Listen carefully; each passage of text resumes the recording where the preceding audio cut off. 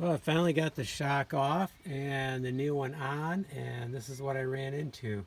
So first of all, that top bolt, I didn't think there was any way it was coming off, so I ended up hacksawing it in the rubber area. Kind of hard, took some time, but I got it. The other thing I noticed was when I was resting, I started touching different things to see if anything was loose. And first, this was it wasn't buttoned in. Now either it came loose because of the rubber was pulled over top of the button, or I don't know what. So that might happen again.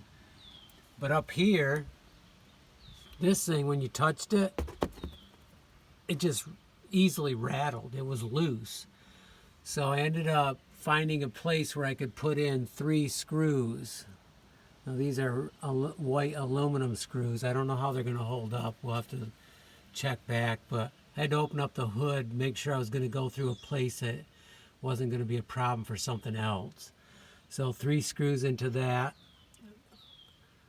Pushed a couple buttons in, which I don't know, they don't seem to stay good. And then I touched this plate and that thing was loose. So I gently got the bolt loose, but it's almost as if it had a washer on and the washer rusted and was gone because it wouldn't go in to tighten it down. So I went and got a lock washer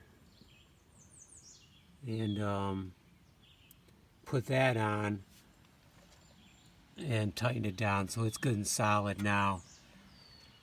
And then after I got the shock, so the bottom bolt, turns out I didn't have my metric socket set up here, so I had to wait until Amy brought it up for me. But they said it was an 18 millimeter, but mine turned out to be a 17 millimeter. The 18 slipped, but the 17 was snug with the breaker bar, which it turns out I really like this. It's a breaker bar, but also a ratchet. I tapped on it gently, pulled, tapped, pulled, and it came loose, and I was able to get it out.